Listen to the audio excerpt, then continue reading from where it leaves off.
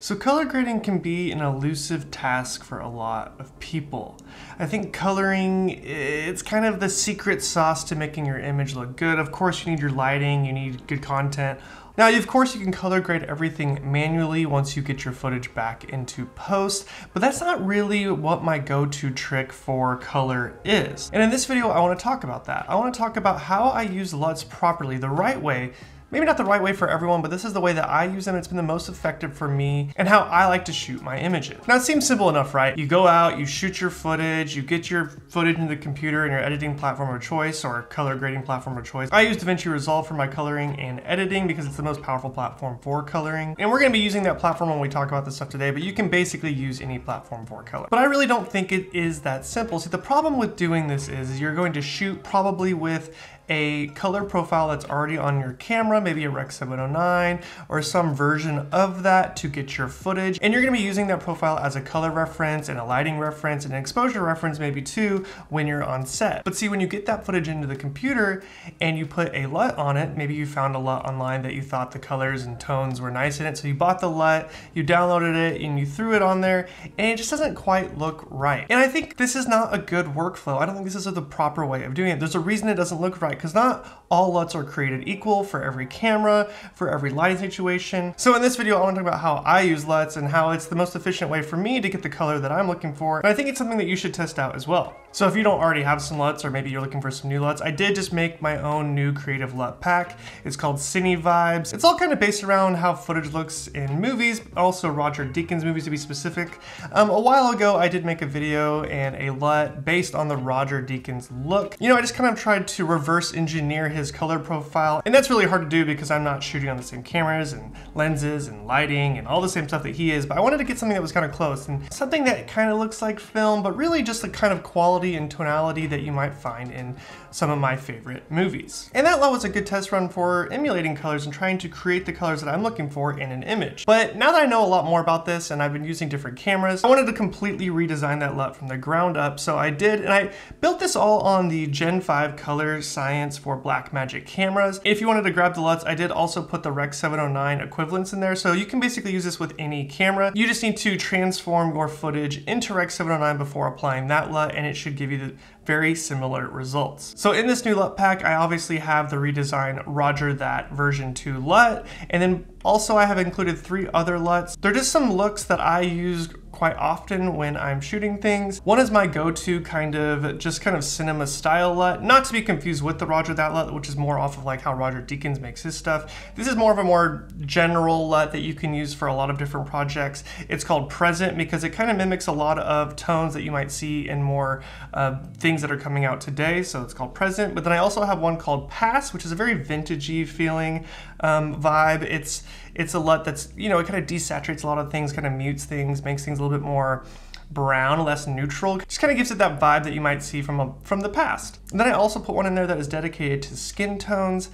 This one was inspired by a lot of skin tones that you might see in a Roger Deakins film. Basically, when he puts his characters like in tungsten lighting, you know, they get this really nice reddish yellow hue on their skin. And that red forward look is something that I've always kind of liked. And so I built a LUT just kind of specifically for that. Now, it's not gonna have the exact same tonality as the Roger That LUT. That one's a more all around Roger Deakins look. This one is designed just for skin tones and basically only in interior lighting. It will work in exterior lighting, of course. I mean, use any of these LUTs how you want. They're creative LUTs. They're designed to get you a starting point to get you where you want to go with the color. So if you want to pick those LUTs up and support the channel, you can get those in the description below. But let's talk about how to properly use these LUTs. Now, these LUTs are designed to be shooting LUTs, which means they're not LUTs that you just apply in post once you've already shot your footage. And that's really what I want to talk about here today. In my opinion, I think LUTs should be used closer to a film stock. When you're shooting with film, you have to kind of consider the stock that you're shooting on. Consider how contrasty that film is, what kind of colors that film produces and accentuates. And that's how I think you should use a LUT. So these LUTs, in order to also keep your image nicely exposed, is something I recommend all the time on the channel. These LUTs will actually drop your exposure around 2 stops right on the monitor. And what this does for you is it kind of forces you to expose a little bit to the right of the histogram. Now, a lot of people used to really follow this rule, ETTR, exposed to the right, and then a lot of people decided that they did not want to do that anymore. But for me, I really like this because it just makes sure that I have a very clean noiseless image. It just keeps all of my information above the noise floor while I'm shooting, making sure I'm never ruining my image and getting too much noise in there. Now there's a lot of instances where you cannot do that, you just don't have enough light, and when you're using these dark LUTs like that, it makes it kind of hard to shoot. But I've also included in my LUT pack the equivalent LUTs for just your neutral exposure, opposed to the normal way that I like to use my LUTs, which has the 2-stop drop. But we are going to be talking about LUTs going forward with that 2-stop drop. So the way that I like to do this is I like to take my LUT and I like to install it on my camera monitor or in the camera body itself if that's the only monitoring source that you have. And then I want to shoot with this LUT on the monitor the entire time. And so what this allows me to do is to judge my exposure, my white balance, and my lighting, all using that color palette in mind, treating it just like a film stock. And I really like this way of working because I'm getting a direct visual of what my footage is gonna look like once I get it into the computer. And also it saves me so much time because if I'm lighting and exposing off this LUT, I know that once I get it into my editing platform, that once I just reapply that LUT, I basically don't have to do anything else in post. Now, of course, you're always gonna have the ability to tweak and move things around, maybe add power windows or whatever. That's the nuanced stuff that you're gonna do in color grading regardless. But this is gonna get you that just baseline, nice look right out of the gate once you get it into the computer. And so like with my LUTs, and I'm sure this will work with other LUTs, but I've really designed mine to work on a basic white balance system. So basically most things are exposed for 5600 Kelvin, which is daylight. But say you want to just warm up your image, maybe you want to warm up your skin tones a little bit. Well, you just take your camera, you set it to like 6500, 7000 Kelvin, and now your skin tones are going to get warmer. You're going to be able to take some of the highlights and warm those up a little bit. And rather than doing this all in post and just be like, well, I'll just fix that in post later, I'll get the colors where I want, you're doing this all in camera. This is all making things way more efficiently and consistent while you're shooting on set. Likewise with lighting, so with these LUTs that I've designed, I have a pretty strong contrast curve on these. Actually a little bit stronger than Rec. 709, which is the standard color profile that you're probably used to shooting on. Because I feel like the skin tones and lighting pops the best when you actually have quite a bit of contrast. This is just a taste thing, but this goes against what a lot of people do these days with modern digital cameras. But I found when I'm watching old things that are shot in film that I really like and admire, or things that are shot by Roger Deakins, there's a really nice contrast to the image. And so when you have that contrast curve in there and you light that contrast curve, it really makes things look much better once you do get in the computer, and you can even have more room to mess with that contrast. So I found it just makes lighting easier as well.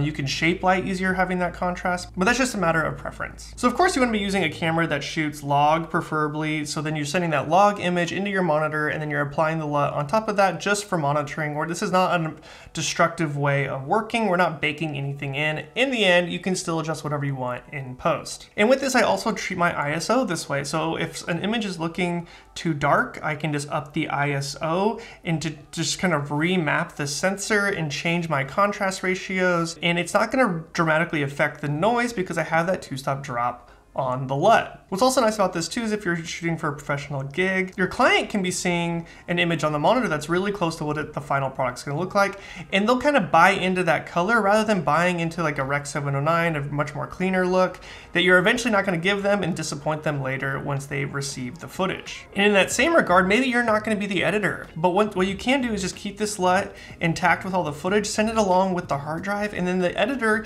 can apply this to your footage and already get you a baseline color, get you where you kind of want to be, and so you're setting expectations right out of the gate what you want the footage to look like. So this is how I like to use LUTs. A lot different than just slapping it on in post and hoping that I'm getting some nice color out of the imagery I've already shot, rather than having the foresight of using it at the beginning and using it in the color pipeline all the way through your shooting. To me, this just makes more sense, and it's what I do for most of my projects. Now, one LUT won't solve all your problems. It's nice to actually build different LUTs for different projects. You can even use a LUT as a starting place to build a new LUT for whatever project you're working on. Maybe you just want that LUT to feel a little bit less contrasty than you would have on your last project. So you can just take this LUT, throw it on some properly exposed footage, back off the contrast a little bit, and then export that LUT and then put it on your monitor for shooting, making yourself a new film stock for that project. I do this for every project. I make a new LUT basically for every single project. That way it's fitting the vibe all the way through the pipeline. So I'm really excited about these new LUTs that I just launched. A lot of you guys were asking for them. A lot of you thought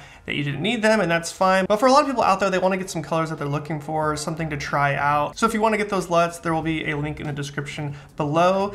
And that's all just going right through my personal website, which kind of brings me to today's sponsor, which is Squarespace. Now, Squarespace is an all-in-one platform to present your work online. And with Squarespace, I was actually able to build a page to be able to put these LUTs on, and I could show off how the LUTs work, kind of before and afters. I put shots from the footage so you could see how the LUTs affect footage on there. Then I was also able to connect that to a store, so it makes it super easy for people to purchase things from my website now. And this is all thanks to the tools that are built into Squarespace. So if you're anything like me and you need to present your work online, well, you can just build that with Squarespace. Click the link in the description to get 10% off, and I want to thank Squarespace for sponsoring this video. Okay, so if you have any more questions about LUTs and LUT technique and how to use them exactly, feel free to leave some comments below. And also, if you do pick up these LUTs, tag me in some of the footage that you're shooting with them. I want to see how you guys are using these LUTs. You know, we all shoot differently and we all have different projects. I would love to see how you use these looks. And if there are any problems with the LUTs, feel free just to email me and I'll do my best to help fix those for you. And as always, until next time, guys, I'm Sakurai. See ya.